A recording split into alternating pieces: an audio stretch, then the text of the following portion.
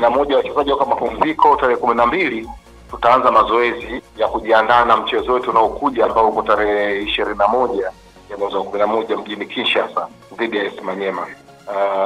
Tutatoka hapo Dar es Salaam kuelekea kwa tarehe 19, tucheze tarehe 21, alafu tumalize mchezo turudi Dar es Salaam tarehe 23, na hapo tutaunga kwenda Zanzibar ambapo tutamchezo tarehe 28 dhidi ya Wydad Casablanca. Aha. Lakini hali za wachezaji mara baada ya mchezo wa ligi kuu ya Tanzania bara dhidi ya Namungo zikoje, na wenyewe wanaonekana wako tayari kiasi gani kuelekea kwenye mchezo huu wa kwanza kunako hatua ya makundi? Tutaanza mazoezi kesho, tutajua wako tayari kwa kiasi gani. Kwa sasa leo wako mapumziko, na kwa sababu wanatoka kwenye mechi nyingine, concentration ilikuwa mechi ile, sio mechi hiyo inayokuja. Lakini kwa msingi ni kwamba kuhusu afya za wachezaji, mchezo wa Namungo ulitusababishia majeraha wawili. Mmoja ilikuwa ni kwenye maandalizi kuelekea mchezo huo, na mwingine kwenye mchezo wenyewe. Yahya zaidi aliumia kwenye mazoezi ya mwisho ya Dar es Salaam kabla hajasafiri kuelekea Ruangwa, lakini na alikosa ule mchezo. Faisal Salum aliumia kwenye mchezo wenyewe na akatoka. So hawa wawili ndo majeruhi ambao walizaliwa hapa katikati, lakini kabla ya hapo majeruhi yaliyobakia alikuwa tu Adolf Mtasingwa ambaye naye ameshaanza mazoezi, na baada ya wiki 3 atakuwa tayari amepona, tayari kujiunga na timu. Manake sasa anafanya mazoezi tiba. The rest kila kitu kiko sawa sawa, na inshallah kesho tutaanza mazoezi. Sawa, tukiachana na maandalizi ya mchezo huu, lakini kuna barua ambayo inaonekana kwenye vijue mbalimbali vya kidigitali vikionyesha ya kwamba klabu ya Al Hilal ya Al Ahly Tripoli ya kule Libya ilikuwa imetuma ofa kwa Faisal Salum mwezi wa 9. Hii barua ni kweli ilikuwa imefika kwenu? Mambo ya mwezi wa 9 leo hata sisi tunaona mitandaoni tu hivyo kama nyamba hapo mnaona. Kwa hiyo tunaishia kuona mitandaoni tu, lakini mwezi wa 9 hata extension ilikuwa hajafanya Faisal. Sababu extension yani kwa maana kuongeza mkataba aliongeza mwezi wa 7. Of course alikuwa ameshaongeza mkataba mwezi wa 9. Ndio. Kwa hakuna means ya kuweza kumuuza tena.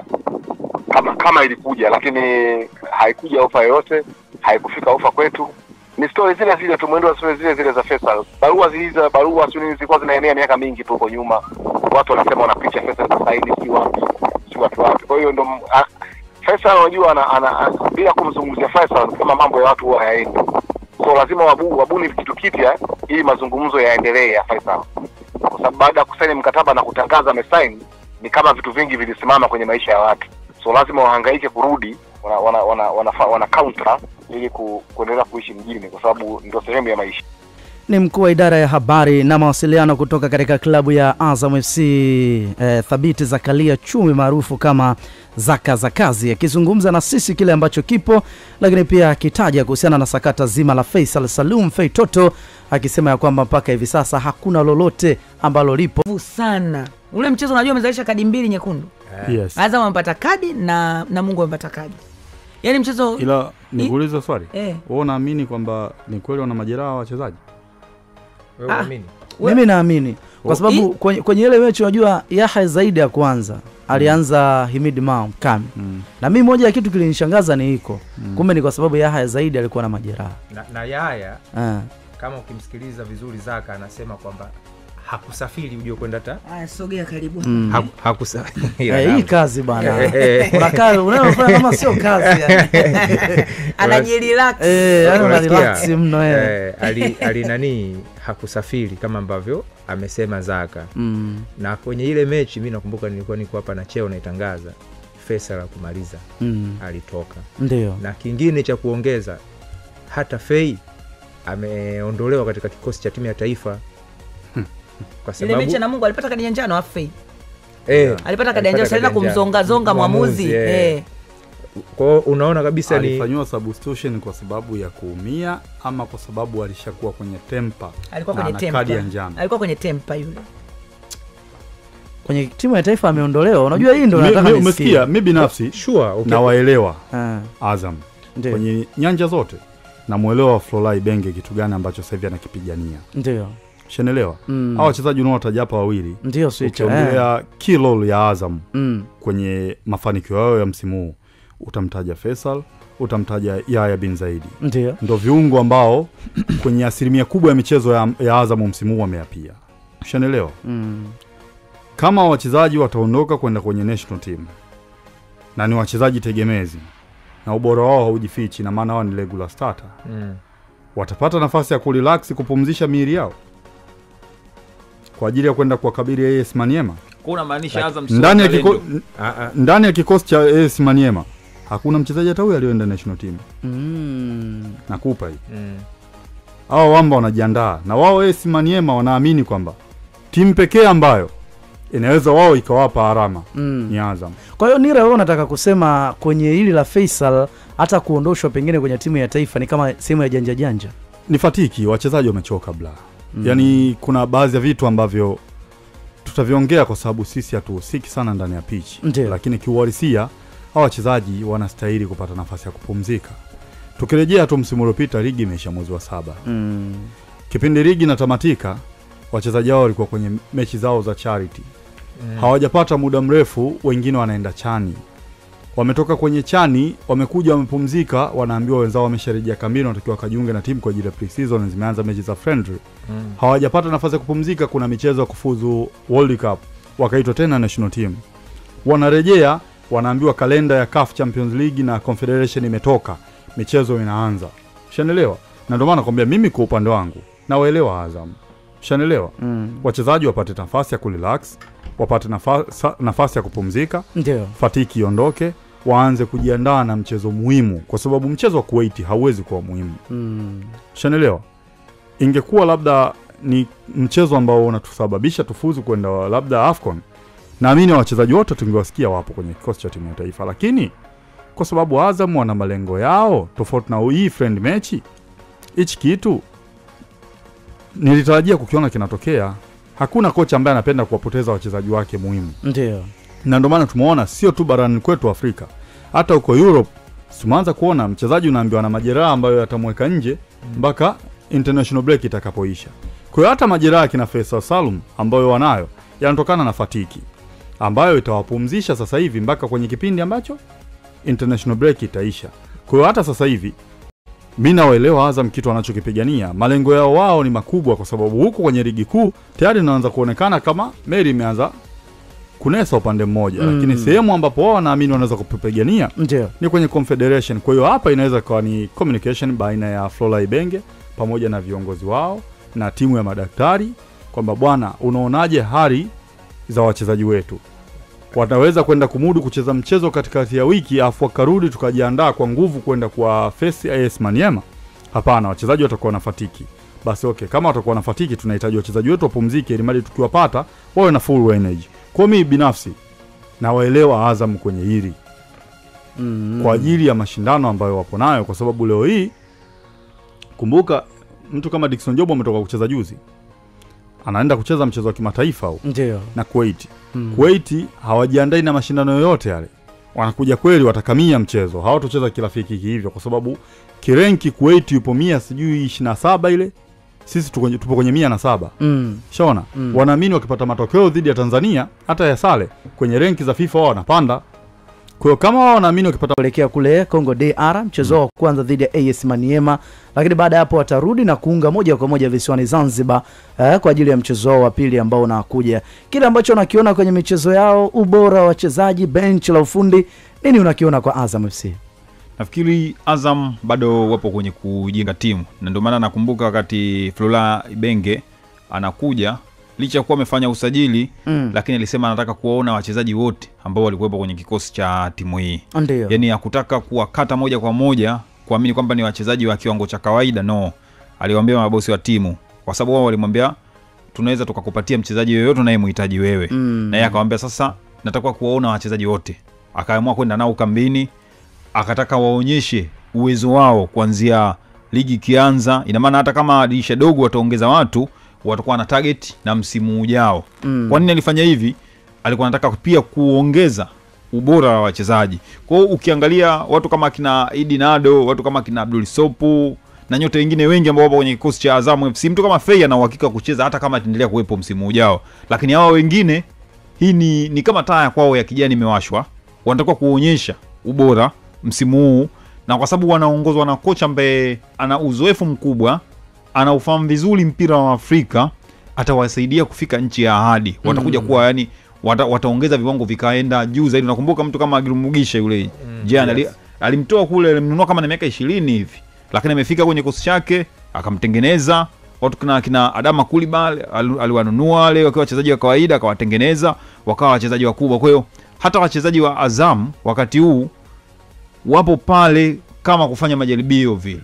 Yaani mwalimu anawaangalia, kwa sababu wote tunamjua Ibenge. Ibenge ni mchezaji au ni kocha ambaye anaamini zaidi wachezaji ambao wanatoa matokeo. Yaani ni mwalimu ambaye anakupa nafasi kama una faida kwenye timu.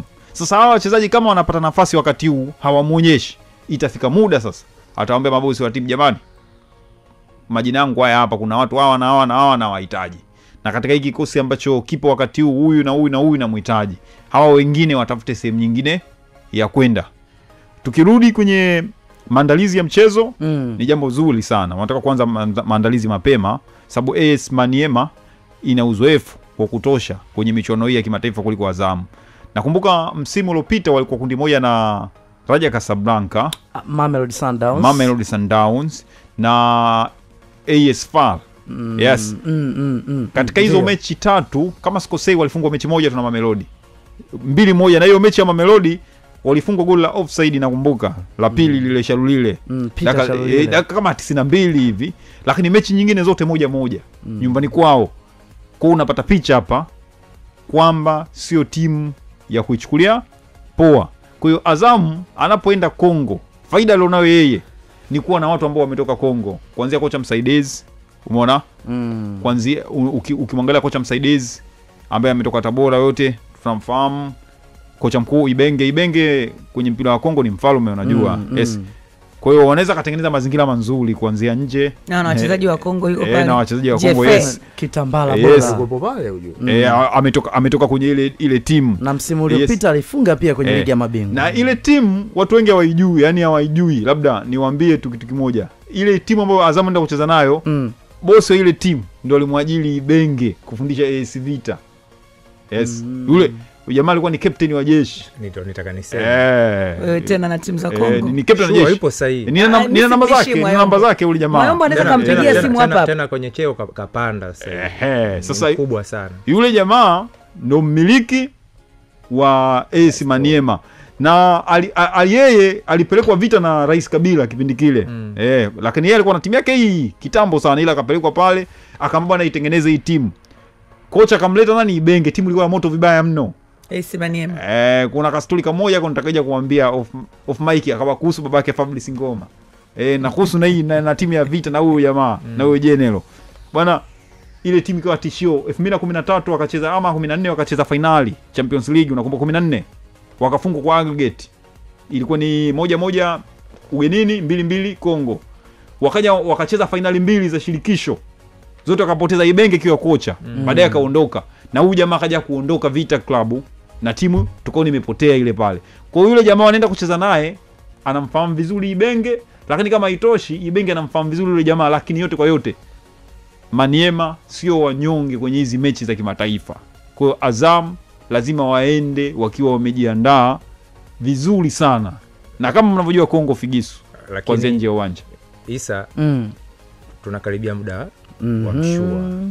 Na dakika hizi sekunde ndizo ambazo zimesalia, na ni wakati wa kwako pia kwenda kucheza mara nyingi pale, inawezekana wakawa miongoni. Ibenge anarejea nyumbani. Hakuna mdau wa soka nchini Kongo ambaye amfahamu Florent Ibenge. Na ndio maana hadi kuna wakati alipewa national team ya Kongo, huyu mtu tunayemzungumzia akisaidiana na kina Mwinyi Zaela katika benchi lake. Ni hayo Kazembe. Yule mchezaji wa Mazembe na kocha. Kwa hiyo namuona Ibenge akienda kutakata nyumbani. Ibenge anajua kabisa figisu za Kongo zikoje. Anaelewa mazingira ya Kongo. Inawezekana hata yeye Ibenge kama akitaka kucheza figisu za nje ya uwanja, yani kama kuepuka, yeye anaweza akaachezea kwa sababu yani kule ni nyumbani. Wale watakachokifanya Ibenge atakifahamu. Hiyo ndo faida ya kuwa na Ibenge katika haya mashindano au yani kiujumla Azam kuwa tu na Ibenge ni ushindi kwao.